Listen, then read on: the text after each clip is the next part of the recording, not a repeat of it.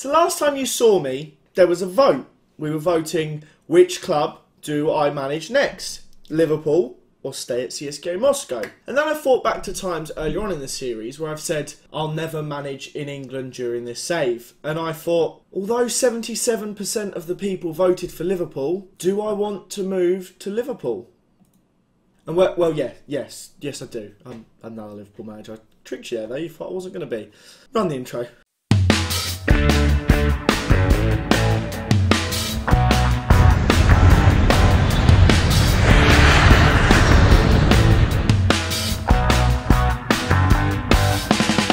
So there you go. Little bit of doubts coming through all the time. I'm thinking, should I have done this? Should I not? I don't know. I have just played a game. We started off nicely. I played the strongest possible squad I could and we beat Charlton Athletic 7-0. Not bad. I am going to say, there is some things as well. The wage budget is horrific. I'm trying my best to lower it. We've got some players we're trying to sell. They're trying to buy our star man. That's not happening. A couple of players already gone, actually. Dennis Suarez went for 18 mil and Hancock went. Other than that, not a lot's changed. I've changed the transfer budget to try and sort the wages out. So we're still a bit down on the wages. As you see, I literally can't make it so we have more wage budget. It's just all in transfer budget. So I'm hoping like when we actually buy players, it'll let us change it or something. So yeah, our team is okay. There's aspects of it that I wish were better. And that's where the transfer window comes in. There's not that many good players available this window, so we may have to be waiting for next window. I'm going to try and buy one or two insane signings, primarily defensive signings, because, well, we're lacking a little bit in the defence. So I have two plans of attack. We're going to have our usual 4-1-2-1-2, which obviously is changed now because I set it up now for the 4-2-3-1. The reasoning behind the 4-2-3-1 is that we have good wingers. If I show you the team report here, you'll see obviously Hakim Ziyech will be our attacking midfielder primarily. But when it comes to actual like defensive midfielders, I don't know. I feel like we should make use of Svensson on this left-hand side. He's valued at 32.5 million. If we sort by value, we've got Svensson valued at 32.5 million. Then we've got basically these two who are left and right wingers that are young with great potential. And we have Sadio Mane, who is just very, very good as well. I know he's getting on a bit, he's 30, but he's still a very, very good player nonetheless. So my thought is that two players that are incredibly talented in the future are on the wing, 26 and 23.5 million. Let's not upset too much of the squad. I already upset Svensson by saying I wanted to sell him, and that killed his morale. I didn't want to do that to the whole squad and really, really upset everyone. We do have, as well, as you would have seen there, some really exciting youngsters. If I sort it by basically everyone, it's insane the potential that this squad does kind of have. If we basically look at these guys, it's very, very high potential. A lot of full 5-star players, some really good ones down here, some great wingers, some really, really expensive players in this club, and some of them aren't even in the first team. If we go to our reserves here, the under-23s, you've got Matthijs de Ligt, who I'm trying to sell on. Questionable player. He's been okay, but I don't really want him. He's not the best, and I don't want a ball-playing defender. When it comes to an actual central defender, his defending stats are pretty awful. So I'm trying to shift him on. But if you look at these guys here, I mean, you got 60 million just in the under-23s, just in those guys. I don't even want to think how much everyone here is valued at. It's insane. Plus the under-18s, we've got some good under-18s. The squad's pretty strong, and there are some good youngsters right on the fringes coming up. We have this guy who's like one of the best strikers, and we have one of the best wingers, some really, really exciting players. But I do kind of think in some aspects of the squad, defensively, it's not actually as good as CSKA Moscow. The only thing that makes Liverpool better than CSKA Moscow for me, well, there's a few things. Firstly, we'll have more money to spend every year because on top of the TV revenue, which as you can see last season was 128 million, was nowhere near that in CSKA. It was like 15 million. They also do 100 million sponsorship, which is basically what CSKA did. So we get 120, let's say we get 100 million extra just in TV revenue. We get about 30 million more in prize money. We get about 15 million more in gate receipts. That's not including the season tickets. We make a lot more money a season.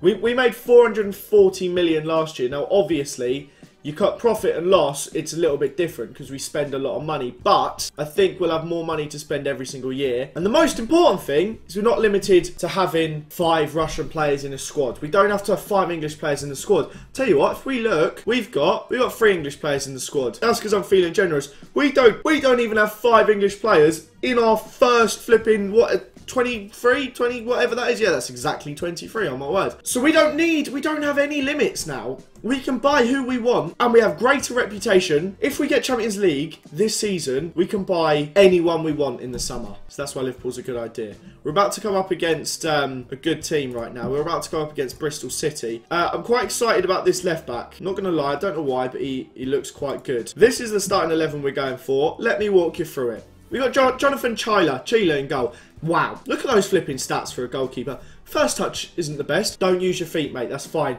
Still got potential to grow. He's 20 years old. The bloke looks unreal. Nathaniel Klein, it'll probably be his last season. Let's be real. He's still very quick, though. Fair play. Very quick. Good tackler. Great. Sacco, how he's still involved, I don't know. But his stats are actually okay. He's averaged a 7.23 for Liverpool this season when everyone's been bad. Good heading, good marking, good tackling. That's all right for a centre-back. He'll do a job for 1 or 2 more seasons, and then we'll have 135k off the wage budget. Happy. Alessandro Bastoni, this guy can play left-back or centre-back. We kind of want left-backs that can go forward, so he'll be playing centre-back for us. He's 6'4" with 18 jumping reach and good stats otherwise. He'll be clearing everything that comes in the box. Alberto Moreno, I mean, let's just not talk about this one. Jordan Henderson and Emre Can are in the midfield. It's okay. I mean, there's some good players that are available in the midfield, but if we look, Henderson is basically the best one, and Will Hughes is only good if he plays as an advanced playmaker, which probably not going to do unless Jordan Henderson gets injured, so he'll be on the bench for now. Our front three, our midfield three here, Sadio Mane on the right-hand side. He'll be switching it up with Chowie, and then we have Ward-Prowse. Obviously, it would normally be Hakim Ziyech in the middle, but he's on international duty for the rest of the month. He's on the African Cup of Nations.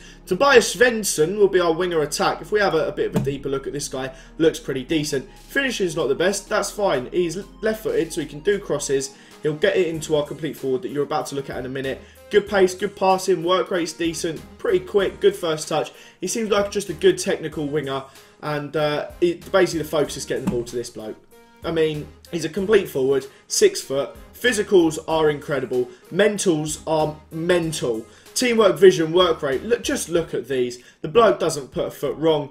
His passing's great, his technique's great, heading's amazing. If we're whipping crosses in, he's sorting it. Dribbling, he's great. He's very, very good, and he's going to be insane for us this season, I think. I think he's going to be very, very exciting. On the bench, there's a few players, but not really anyone of interest in. Alexandre Lacazette could be a useful backup striker. He's our second choice striker. We do have Bakambu too, but can't really see him getting involved that much. This guy's a really exciting attacking midfielder. He'll be rotating with Ziyech a lot of the time.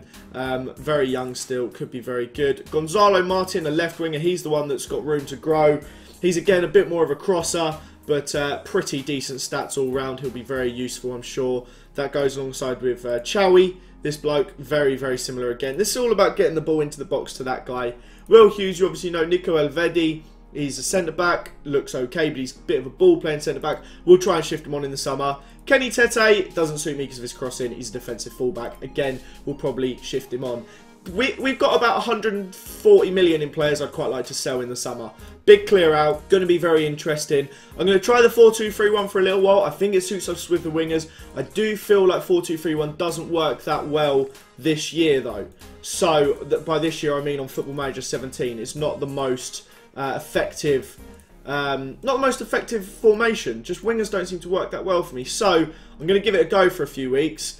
If it doesn't work, then I'll just play the central formation, and we've got plenty of central players. It just means we'll probably upset a few guys, but it is what it is, isn't it? Sadio Mane has possibly suffered a thigh strain. He seems okay now. Yeah, the thing is, we have so many good wingers. I feel like it just makes sense, and I don't really want to be playing Lacazette. As good as he is, I'm not sure if I want to be playing an aging player, so we'll see. Ward-Prowse has a free kick here. Now it's forward to Svensson. I thought he put that in.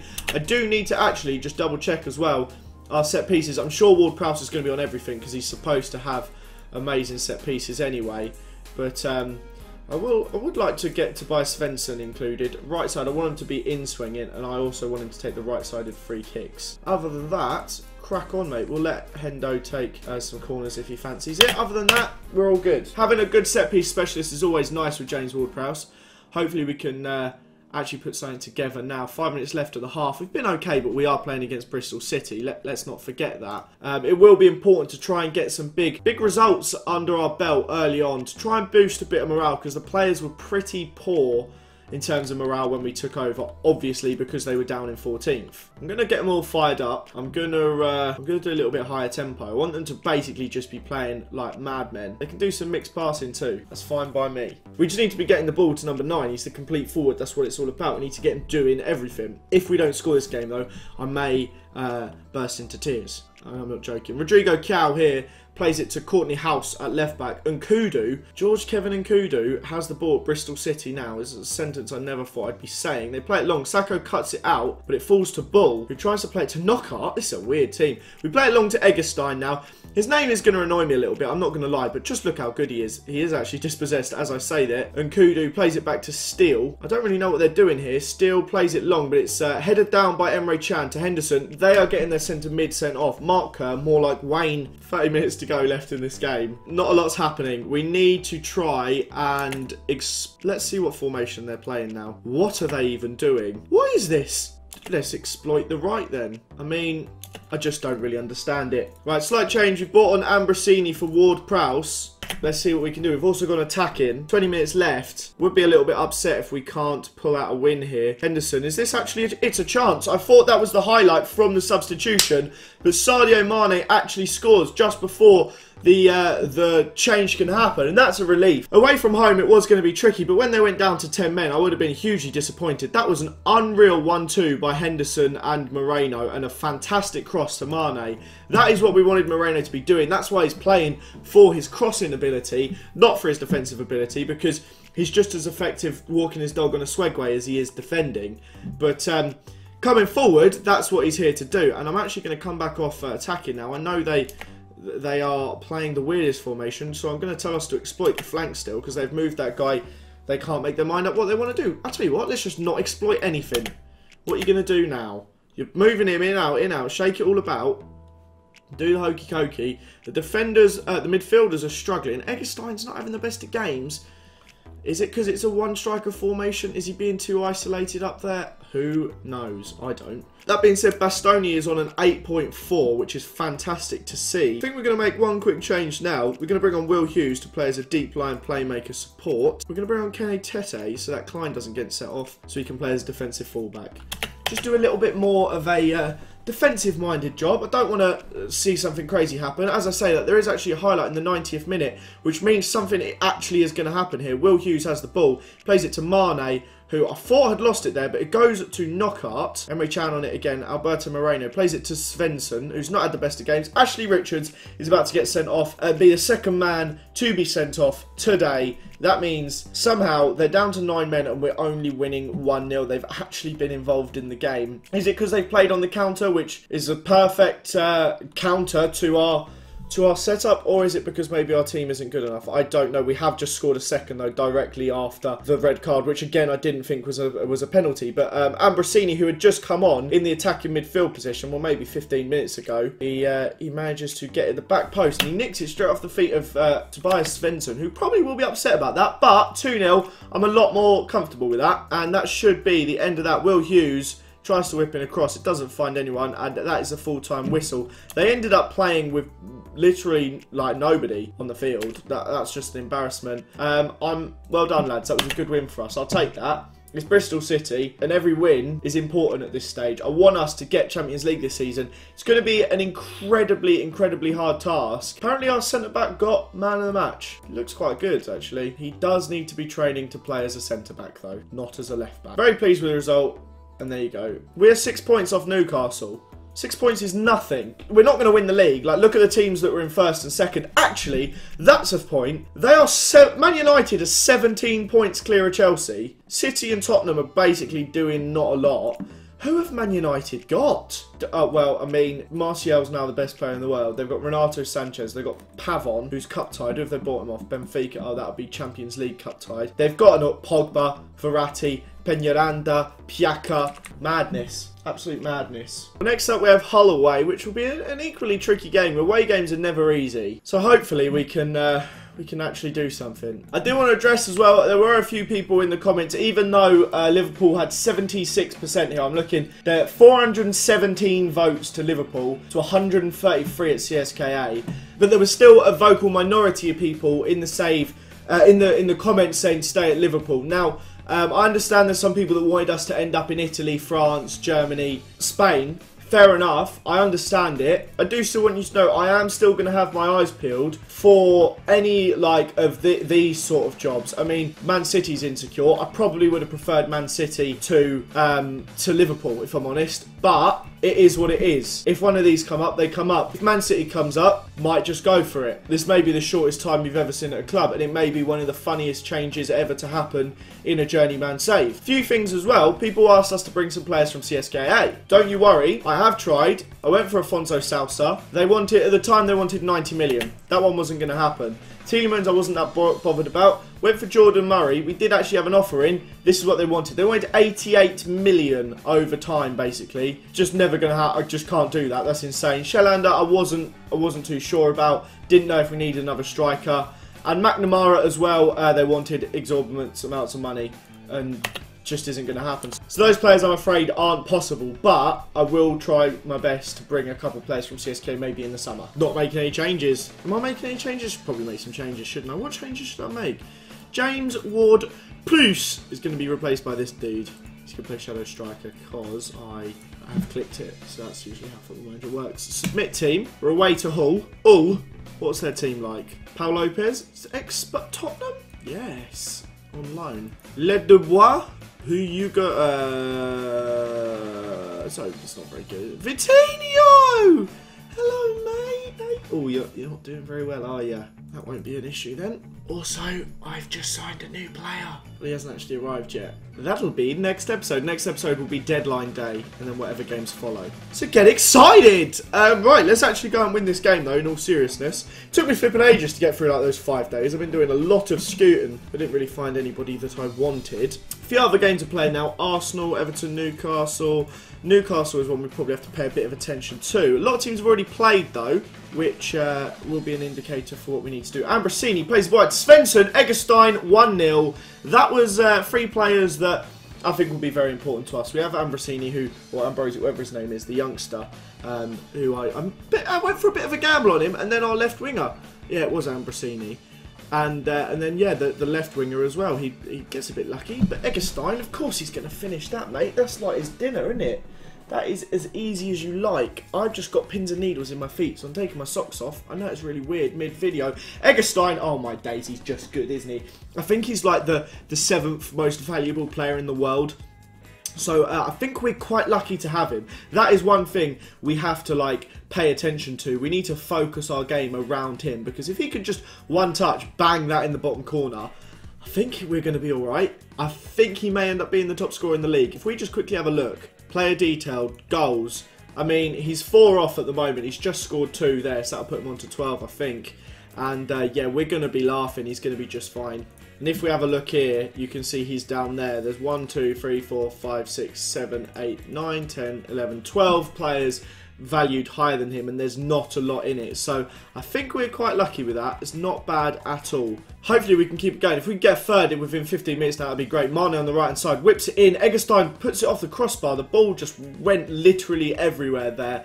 I think maybe using these wingers might be quite useful. Just constant service into Eggestein. The bloke is just brilliant. He's just very, very good. His finishing's insane. If you look, 16 finishing, but he's also got 16 heading. Good jumping reach. Just very physical. He's going to be exciting. I think we need to focus on just basically... I don't know if you can make it so you just always play the ball to him. I'll look for it. See if we can do search for Eggestein. I don't know. But Mane actually cuts out their pass there. But it still goes forward to Pullcrab now. To Tarashe. Those that have been watching the Huddersfield save will know him. I don't know what's gone on there. But that is some saves and a half from Chile in goal. Chila Pucamente, amazing saves right there. Somehow keeps it 2-0. And just what we wanted. To go in at half-time is fantastic. I'm very pleased. Keep going out there. There's a lot more to come from you. I believe you've got what it takes. I'm very happy with your performance tonight. A couple of just nice little chats to a few people. Get them going. We're 2-0 up after 10. We're a hole in the league. They're probably rock bottom. No, they were 14th before today. So that's not bad. If things stay the way they are, we are 5 points off City, but we would have played an extra game. So that will rise to 8, I'm sure. But it's an improvement. It's an improvement. And Mane here nearly puts his chance away. But we are only 3 points behind Newcastle now. It's looking a lot closer. I mean, all of these teams here, they could be beatable. And we've still got to play against pretty much all of them. So there's a chance for us to do some special stuff. I think there may be a proper highlight here still. Henderson has the ball now. He's coming forward. Mane. I tell you what, I'm glad I chose... Oh, Ambrosini cracks across, but I'm glad I chose Mane. I don't know what his rating's like, but the amount of times you see his pace like just burst through. And yeah, I mean, he's got 16-16. He seems to always be involved. I'm not sure why Ambrosini's on 6.4 because I'm pretty sure he got the assist for the first goal. I don't know, but we're looking okay, comfortable 2-0. I feel like now's a good chance to make a couple changes. I'm going to bring on Will Hughes because he doesn't get the game time he wants, and I'm going to make Jordan Henderson be the ball-winning midfielder. And I also want to try... I'm not actually going to change anything because there's nothing that I really want to change. Maybe this. We'll do this. That's our only change. Our only other change. What am I talking about? We're going to keep Ambrosini on because I don't really want to play Ward-Prowse, if I'm brutally honest. I want Ambrosini to have a chance to improve his rating, maybe. I know he's not having the best of games, but you never know. 5 minutes left now. The clock is flying down, and that should be the end of that. Oh, no, there's still one actual highlight left to go. We're coming forward now. Morton, the substitute, does have a shot on goal, but it wasn't good enough. We had 4 clear-cut chances, 4 half chances. I am happy with that. Bastoni gives away a foul. There shouldn't be much time left. I doubt there'll be enough for a proper attack here. You never know.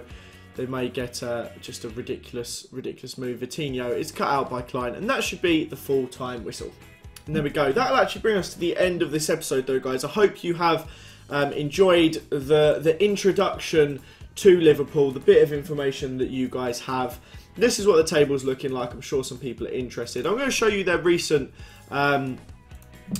results too. This will be what they got, what basically got the manager sacked. As you see here, they lost to Arsenal, drew with Tottenham, drew with United, drew with City, lost to Watford, lost to Newcastle, and it kind of went pretty downhill. They did batter Sunderland, they lost to Chelsea, and then it was a bit downhill. Now, we've done alright. Granted, we have had 2 relatively easy games against teams in the bottom half of the table, but both were away from home, and we've won 2-0 in both. We're yet to concede at the club, so not too much for worry, and we have quite a comfortable run-in for a little while still, which could see us propel up the table. I'm going to play Southampton and Wigan in the Cup off camera, but then we'll be back for a Swansea-Bournemouth double, introducing all new transfers as well. So, subscribe if you guys haven't already. Smash that like button if you're enjoying the new club. Thank you so much for watching. Have a fantastic day, guys, and I'll see you all next time. Bye-bye.